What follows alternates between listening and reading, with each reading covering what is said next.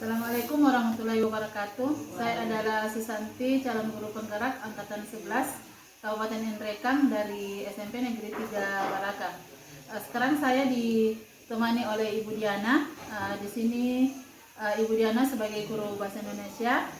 Assalamualaikum warahmatullahi wabarakatuh, Ibu Diana. Waalaikumsalam warahmatullahi Apa kabarnya hari ini, Ibu? Alhamdulillah baik. Jadi rencana Ibu kapan akan melaksanakan observasi? Rencana mungkin besok kalau bisa. Oh, oke, baik. Jadi sebelum Ibu melaksanakan observasi, Ya. dan sekalian nanti saya akan ikut menyaksikan observasi Ibu, pembelajaran Ibu laksanakan. Saya akan menanyakan beberapa hal. Yang pertama, tujuan pembelajaran yang akan Ibu capai pada saat pembelajaran itu apa, Ibu? Tujuan pembelajaran yang ingin saya capai pada pertemuan kali ini yaitu tentang pengembangan sikap terhadap peserta didik, di mana sikap peserta didik saya lihat di sini masih dalam kategori minim, jadi saya ingin mengembangkan sikap dulu terlebih dahulu. Oke. Jadi selain pengembangan sikap kan di sini kan Ibu mengajar materi tentang apa, Ibu? Oh ya, saya mengajar tentang materi teks prosedur. Oh, jadi ya, oke. Jadi mengajar tentang materi teks prosedur. Ya. Jadi tujuan yang akan dicapai pada saat itu apa, Ibu? Saya kaitkan tentang teks prosedur dengan pengembangan peserta didik akan saya terapkan pada saat teks prosedur itu berlangsung. Akan saya targetkan peserta didik untuk mengetahui apa itu prosedur dan bagaimana langkahnya dalam menerapkan kehidupan sehari-hari. Kemudian saya juga akan melihat bagaimana peserta didik dalam berkolaborasi untuk mengerjakan prosedur tersebut yang akan saya berikan. Jadi di situ akan terlihat nanti sikapnya, pengembalian dirinya atau kepercayaan dirinya dalam mempresentasikan hasil prosedur ini. Oke, baik, Bu. Jadi itu tujuan pembelajarannya. Iya, Bu. Sekarang bagaimana strategi pembelajaran yang akan Ibu siapkan nanti, yang akan Ibu gunakan? Di sini saya akan menyiapkan pembelajaran tentang berdiferensiasi. Oke. Jadi media apa saja yang akan Ibu selain buku teks tentunya, media apa lagi yang akan Ibu gunakan? Saya menggunakan di sini saya menggunakan media gambar, kemudian video yang saya tampilkan menggunakan LCD atau proyektor. Oke, baik, Bu. Jadi di sini sudah ada strategi dan medianya. Sekarang area apa yang akan Ibu kembangkan pada peserta didik nanti pada pembelajaran? Area yang perlu dikembangkan pada peserta didik tersebut yang akan saya hadapi itu tentang sikapnya. Oke, baik. Jadi sebelum kita akhiri percakapan observasi ini, Bu, coba Ibu jelaskan langkah-langkah secara singkat, langkah-langkah pembelajaran yang akan Ibu lakukan nantinya. Ya, baik. Ada beberapa langkah yang ingin saya terapkan nanti pada saat saya mengajar di pertemuan kali ini. Yang pertama itu tentunya ya memberikan salam kepada peserta didik, kemudian saya memberikan materi, kemudian umpan balik, kemudian sesi presentasi, diskusi, kemudian sesi presentasi. Oke, baik, Bu. Terima kasih atas waktunya hari ini.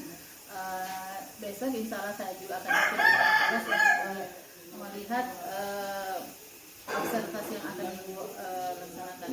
Semoga sukses. Terima kasih banyak. Waalaikumsalam. Materi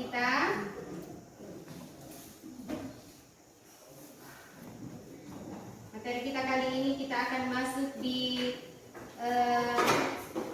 teks prosedur. Jadi tujuan pembelajaran kita hari ini kita akan belajar tentang prosedur, apa itu teks prosedur, kemudian bagaimana caranya kita membuat teks prosedur, kemudian tujuannya apa, untuk apa teks prosedur,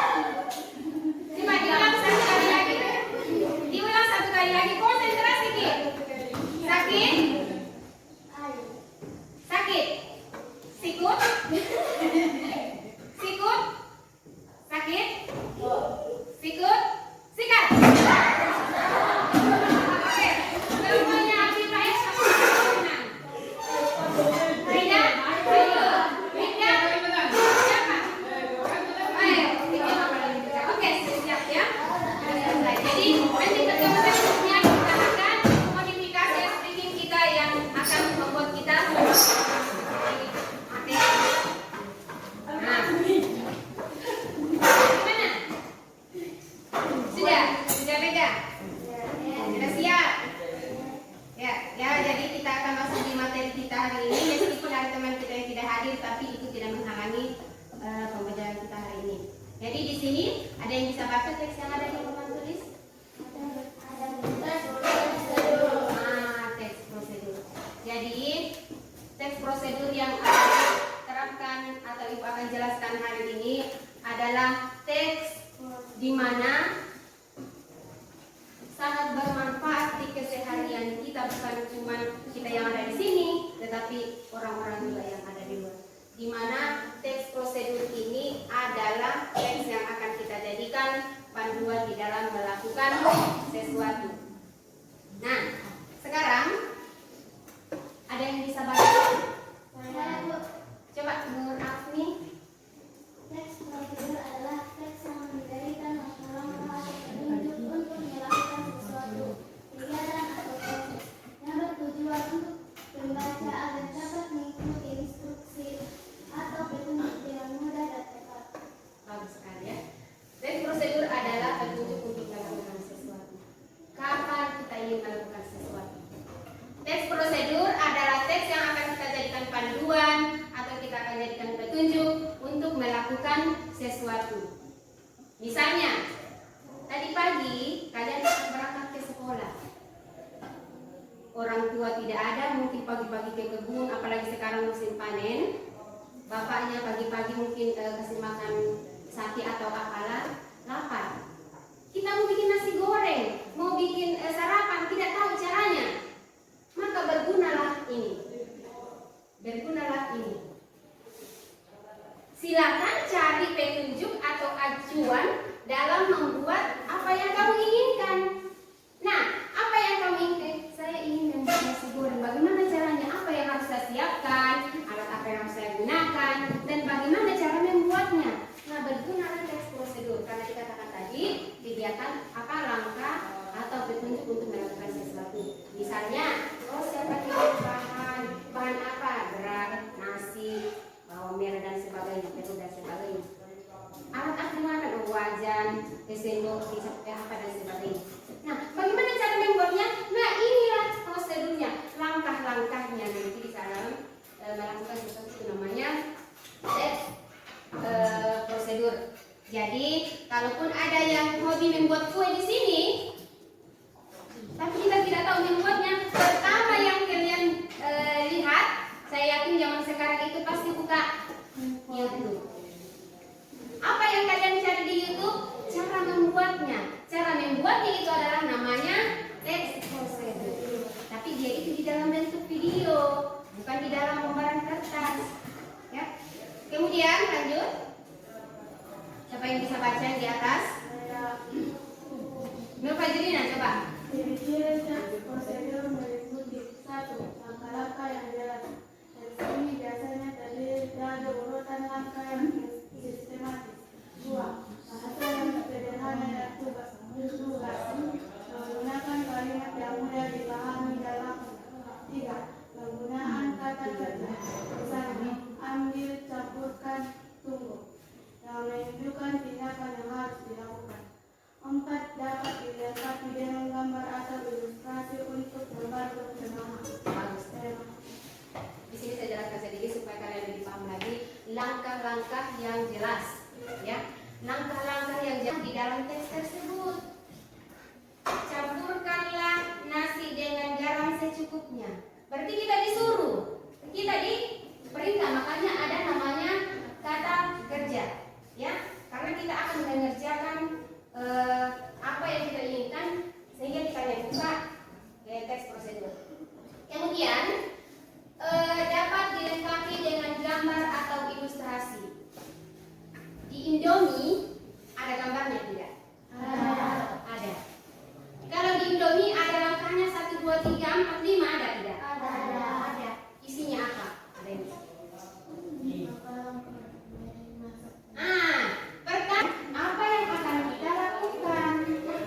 Berarti nanti sempurna pada saat ada alat, ada bahan dan cara melakukannya. Kemudian ada langkah urutan. Nah, disinilah langkah urutan juga berfungsi. Berupa resep makanan, petunjuk, penggunaan alat melakukan sesuatu atau langkah-langkah dalam pembuatan kerajinan tangan.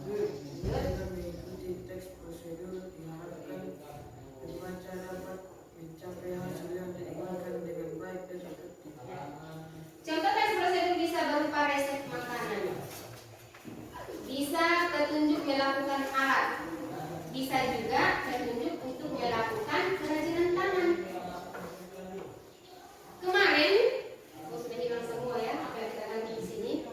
Kemarin ada petunjuk saya berikan atau langkah-langkah saya berikan untuk membuat mainan dari origami. Itu ada petunjuknya. Lipatan pertama sedikit, halo. Ada lipatan pertama untuk ke sisi kiri, lipatan kedua kemudian lipat ke sisi kanan. Itu petunjuk, ya. Berarti itu prosedur melakukan kerajinan tangan. Kemudian melakukan sesuatu. Contoh di rumah, kan? Kemudian petunjuk menggunakan alat itu dijelaskan cara menggunakan alat, misalnya alat elektronik atau alat yang lainnya. Kemudian membuat kerajinan itu ada langkah-langkahnya, potong ini, gunting ini dan seterusnya. Ya, jadi, coba lihat apa yang ada di situ. Nasi goreng, ada resep masakan, ada bahan-bahan, ada alat dan cara membuat. Nah, kalian perhatikan ini. Kemudian ada cara menggunakan alat. Nah, bagaimana kita cara menggunakan setrika. Kemudian cara membuat mainan atau kerajinan. Ya, jadi Ada ciri-ciri teks prosedur. ciri-cirinya. Ciri-ciri teks prosedur itu adalah teks yang memberikan kita arahan untuk melakukan sesuatu. Ada lembaran yang dibagikan. Kalian akan membuat apa itu? Apakah resep masakan? Apakah petunjuk melakukan sesuatu atau membuat mainan? Ya. Kemudian kalian tentukan alatnya apa, bahan-bahannya apa, dan cara membuatnya. Dan kalian harus mengamati gambar. Paham? Oke. Jadi dikerjakan secara berkelompok ya. Dilihat, diamati gambarnya, kemudian tentukan alat dan bahan serta bagaimana langkah-langkah dalam membuat hingga disajikan. Dikerjakan di buku tugasnya, nanti akan di buku tugasnya ditulis nama kelompoknya, kemudian ya. Ini sesuai penjelasan itu tadi, tentukan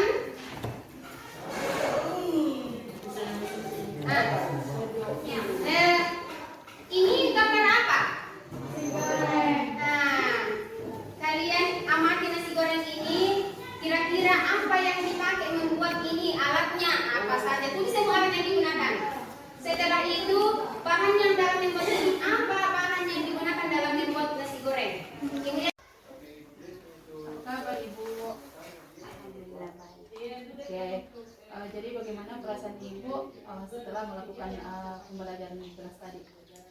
Perasaannya Bu begini, ada rasa-rasa kurang puasnya terhadap hasil apa yang saya ajarkan, karena memang saya terkendala ada beberapa peserta didik saya itu yang memiliki keterbatasan dalam kemampuan berinteraksi dengan teman-teman. Oh iya, jadi begitu. Apakah area yang dikembangkan sudah berhasil Ibu? Kalau dibilang berhasilnya sih hampir. Oke. Jadi tadi selain yang Ibu jelaskan di awal, kendala-kendala apa saja juga yang didapatkan pada saat pembelajaran tadi? Saya menemukan kendala pada saat anak-anak ingin menyusun teksnya. Ada anak-anak yang mungkin keliru atau apalah, sehingga apa yang dia susun itu bertukar tempat. Jadi yang harus di bagian A dia tulis di bagian B. Oke, jadi pada saat diskusi peserta didik kurang mengerti prosedur yang digunakan pada saat memberikan tugas, begitu ya Bu? Mungkin bisa dibilang seperti itu. Oke, jadi kalau begitu bagaimana rencana tindak lanjut Ibu? Begini, setelah pembelajaran tadi saya berencana untuk melakukan tindak lanjut bagi peserta didik yang sudah mereka sudah mampu. Saya akan lanjutkan kepada praktikum. Kemudian saya melihat siswa yang belum mampu, saya akan mengevaluasi kembali materi yang ada. Oke Ibu, jadi luar biasa rencananya. Terima kasih atas waktunya hari ini. Semoga kita sehat selalu.